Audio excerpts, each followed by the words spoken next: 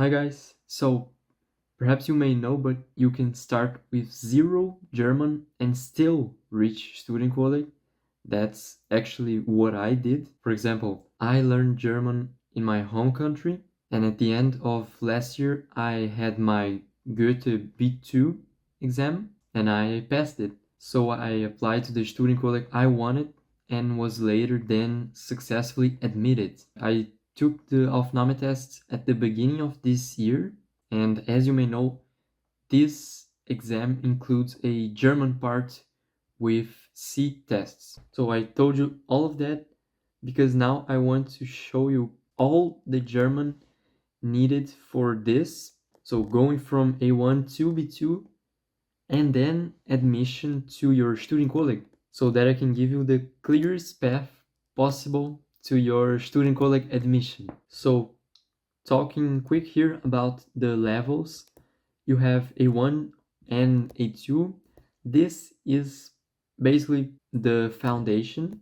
Okay, you're gonna see this in detail later. Then you have B1, which is the minimum level if you want to apply to a Studienkolleg. Okay, some Studienkollegs they accept already this level, but the majority still require B2, which is basically the level you want to reach here. Then after you get B2, you have the Aufnahmetest, which tests mainly your grammar and your vocabulary knowledge. And I'm gonna explain this in detail later.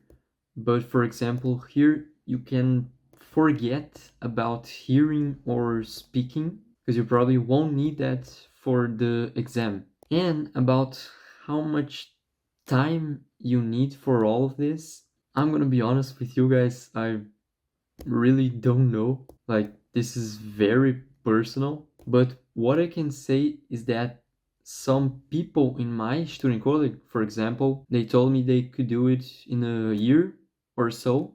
But yeah, don't worry, it's possible to achieve B2 very fast as long as you stay consistent and organized.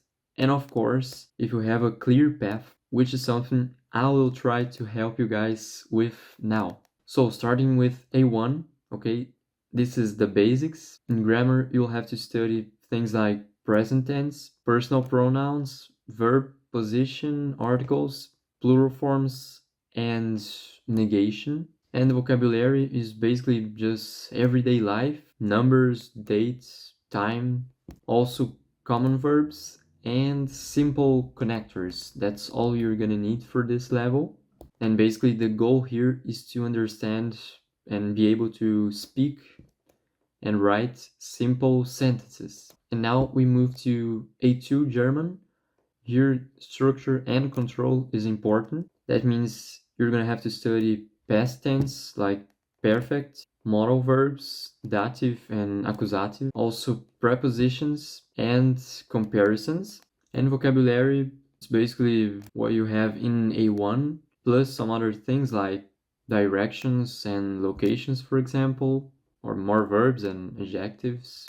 And also increase your verbs and adjectives vocabulary. And here you'll have to start worrying about forming correct sentences.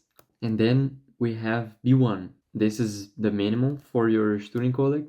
You have to study some connectors like weil, das, obwohl, accusative and dative, but like here more advanced. Like this topic is very important in German. From now on, you'll be using this for all levels basically. Also, one thing that's very important is adjective endings.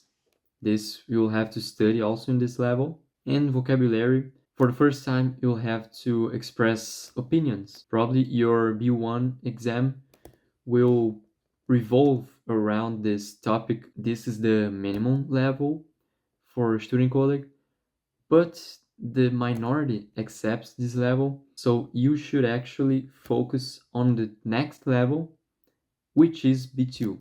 And you'll have to study for grammar, passive voice, relative clauses, conjunctive twi, and also some like advanced sentence structures like mixing everything. For example, passive voice mixed with conjunctive, zwei, and different connectors, everything, and of course doing it right is naturally more advanced, and the vocabulary is academic vocabulary because you'll be studying in university, so they expect you to know already. Also, some argumentation vocabulary is required for this level. And congratulations! You can forget about C1 and C2, and now you can successfully apply for a Studienkolleg. And once you do that, there's only one more step, which is learning German for the Aufnahmeprüfung. And here you'll be tested in your grammar, in your vocabulary, but also in your speed, but your hearing or speaking skills, perhaps even writing skills, they're not necessary anymore for this. You won't be needing that in like 90% of the Studienkollegs, because in most cases your German will be tested in a format of exercise called C-test. So perhaps you may know it already, but it's basically a text with gaps that you have to fill in. And here you must be good at some grammar topics like articles and cases. Okay, this is crucial because you'll have to know adjective endings very well for this test. Verb endings, of course, like conjugation. Also some fixed expressions, like some appear very frequently in this kind of text. And once you start studying, once you start doing this kind of text, you'll see that. Also some common prefixes and suffixes of words in German, and other things like recognizing patterns in sentences, but fast.